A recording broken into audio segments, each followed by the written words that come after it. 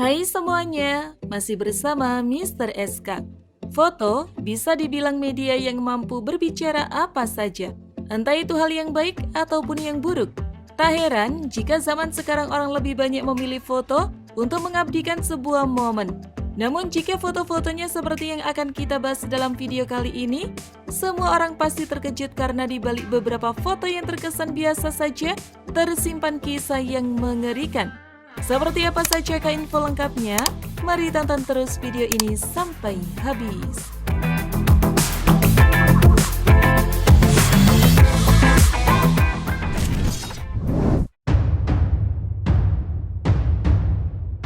Potret keluarga Lawson.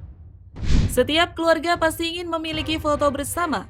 Begitupun dengan keluarga Lawson. Dalam foto ini, tampak seluruh keluarga hadir, mulai dari Carlos Lawson dan istrinya Fanny, serta anak-anaknya yang bernama. Namun apa jadinya jika foto tersebut sengaja dibuat sebagai persembahan terakhir dari sang pembunuh? Jika kalian cermat, ada seorang pria di dalam foto yang dengan sengaja membuang mukanya yang tidak terlihat kamera. Iya, dia adalah sang ayah, Charles Lawson, yang membantai seluruh anggota keluarga yang ada di dalam foto tersebut.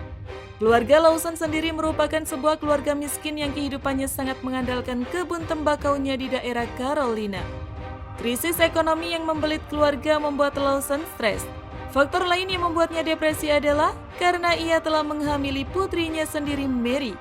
Hal itu diperburuk oleh sikap Mary yang malah menceritakan aibnya tersebut kepada para tetangga. Akhirnya, sang ayah kemudian berencana untuk membunuh seluruh keluarganya tepat di hari Natal. Seminggu sebelumnya, ia meminta kepada seluruh anggota keluarga agar bersedia untuk berkumpul guna untuk berfoto keluarga.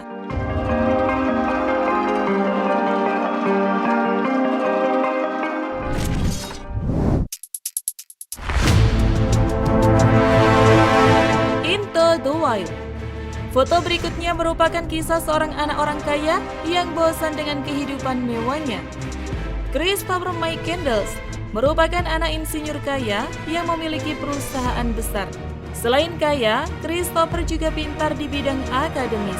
Ia berhasil mendapatkan IPK 3,72 dari jurusan sejarah dan antropologi. Akhir Juni tahun 1990, Christopher membawa harta miliknya dan menjauh dari kehidupan sosialnya, termasuk keluarga dan sahabat-sahabatnya. Dia membuang semua identitas keluarganya dan tidak membawa alat komunikasi apapun agar tidak bisa dideteksi oleh keluarganya.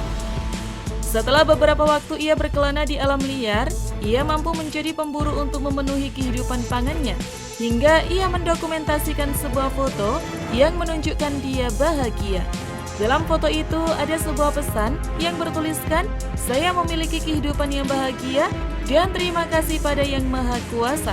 Selamat tinggal dan semoga Tuhan memberkati kita semua." Namun beberapa hari setelah menulis pesan itu, Christopher meninggal dan ditemukan oleh para pemburu di tengah hutan. Menurut visum yang dilakukan, kematian Christopher disebabkan oleh kelaparan dan keracunan makanan.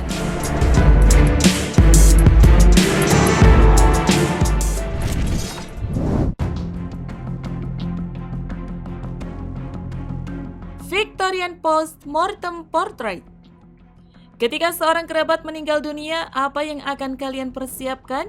Tentunya kalian hanya akan mempersiapkan upacara pemakaman tanpa memikirkan sebuah prosesi foto setelah ia meninggal dunia. Namun apa jadinya bila ada seseorang yang menyediakan jasa memotret setelah seseorang meninggal sebagai kenangan terakhirnya? Ternyata hal ini memang benar-benar ada di tahun 1800-an atau zaman Victoria.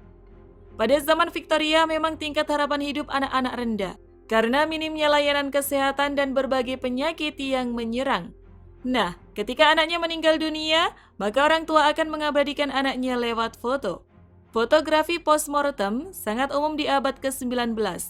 Apalagi penemuan daguerreotype atau proses fotografi pada tahun 1839. Membuat potret jauh lebih umum karena banyak dari mereka yang tidak mampu membayar komisi lukisan cat yang lebih mahal ketimbang foto.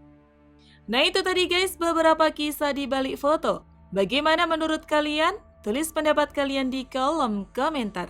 Terima kasih sudah menonton, jangan lupa share, dan sampai jumpa di video berikutnya.